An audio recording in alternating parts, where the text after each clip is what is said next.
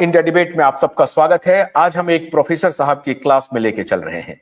वो आपको बताएंगे कि कौन पार्टी पराक्रम के साथ चल रही है, कौन परिक्रमा करवा रही है।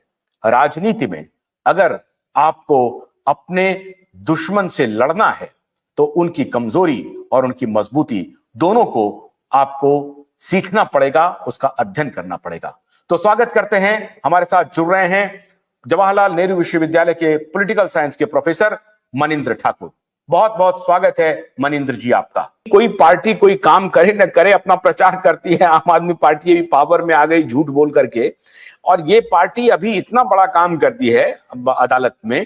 आइडियोलॉजिकल डिफरेंसेस हो सकते हैं, कोई लाइक डिसलाइक हो सकते हैं, लेकिन एज ए पार्टी वो एक मुद्दे को लेकर के अदालत में गई, वहां लड़ी और उसको जीता उन्होंने। अब इसको भी वो जनता के बीच में ले जाने में नाकामयाब है। उनके पास आपने जैसा कहा कि संगठन उस तरह से नहीं है, कम से कम हिंदी पट्टी में नहीं है, या जो इंटरनेशनल जो कम्युनिज्म का जो एक परेशानी है उससे अपने आप को भारतीय कम्युनिस्ट पार्टी या भारतीय कम्युनिस्ट पार्टी मार्क्सिस्ट जो है वो खुद अपने आप को अलग नहीं किया है, और एक नया कोई दृष्टिकोण जनमानस में नहीं दे पा रही है। ये उनकी विफलता का राज है, आप ये कह रहे हैं? बिल्कुल बिल्कुल, मुझे लगता है कि ये विफलता का बड़ा राज है। और कई मुद्दे और भी हैं, जैसे मुझे लगता है धर्म के ऊपर इनकी जो समझ है भारतीय कंटेक्स्ट में, उसमें और क्लैरिटी की जरूरत है। जाति के ऊपर जो समझ है उसमें और क्लैरिटी की जरूरत है। लैंग्वेज के ऊपर जो समझ है उसमें और क्लैरिटी की जरूरत है। कई ऐसी चीज़ों में मुझे लगता है कि भारतीय कम्युनिस्ट पार्टी को खूब मेहनत करके अपना सैद्धांतिक विवेचना करना चाहिए और नए तरीके से भारतीय कम्युनिज्म या कम्युनिस्ट थियरीज को कंस्ट्रक्ट करना चाहिए, ताकि भारतीय जनमानस से वो जुड़ सके। इस वक्त क्या हो गया है कि ज़्यादातर लोगों को ये लगता है कि बाहर से आया हुआ विचार है जो अच्छा तो है, लेकिन हमारे समाज में इसका सोशल बेस बनना बहुत मुश्किल है। जहां जहां सोशल बेस था वो भी सोशल बेस लगभग खत्म हो गया।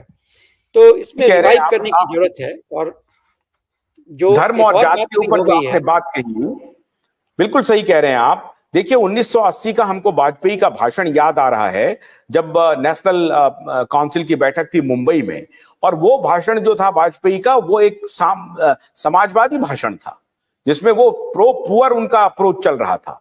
तो वो जनसंघ और संघ की जो मूल विचारधारा थी हिंदुत्व की, उससे थोड़ा सा हट करके गरीब, बेरोजगारी, समाज के दबे कुचले लोगों के बारे में जो क्या आइडिया होना चाहिए था उसको फ्लैग किया वाजपेयी ने, और वो फिर धीरे धीरे रफ्तार पकड़ा और फिर एक कोहेसिव एटमॉस्फेयर बनाने में कामयाब रही भारतीय जनता पार्टी, जहां धर्म और एक सामाजिक इसका कॉकटेल उन्होंने तैयार किया।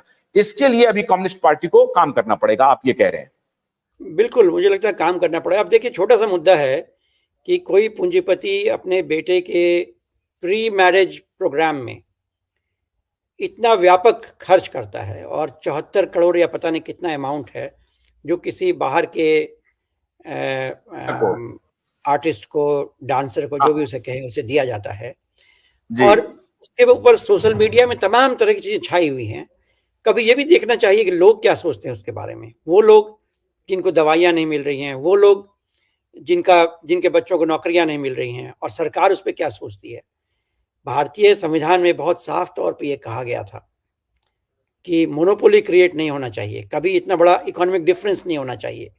जिस तरह से इकोनॉमिक डिफरेंस अब सामाजिक डिफरेंस में दिखता है, इसका बड़ा व्यापक प्रभाव जनतंत्र पर पड़ सकता है। यदि वही विचार एक हेजेमोनिक विचार हो जाता है कि हर आदमी पैसा खर्च करना चाहता है उसी तरीके से, तब फिर हमारा जनतंत्र खतरे में जाएगा ही जाएगा, क्योंकि इतना पैसा किसी आदमी के पास अमूमन जमा नहीं हो सकता है। ये हमें समझने की जरूरत है कि जो समाज हमारा है वो किस तरफ जा रहा है, और जो राजनीति हमारी है वो किस तरफ जा रही है। इन दोनों परिस्थितियों में यदि सचमुच कोई पार्टी आपके लिए काम कर सकती है, आपको कुछ कर सकती है, वो ऐसी पार्टी होगी जो आम जनता के बारे में सोचे, जिसका सोशल बेस कॉमन लोगों के बीच में हो। आप सिर्फ धर्म के नाम पर या सिर्फ राष्ट्र के नाम पर राजनीति करके एक आइडेंटिटी पॉलिटिक्स तो कर सकते हैं, लेकिन आइडेंटिटी पॉलिटिक्स किसी कंट्री के लिए सस्टेनेबल पॉलिटिक्स नहीं हो सकता है। आइडेंटिटी पॉलिटिक्स हमेशा ही डिविसिव पॉलिटिक्स होगा।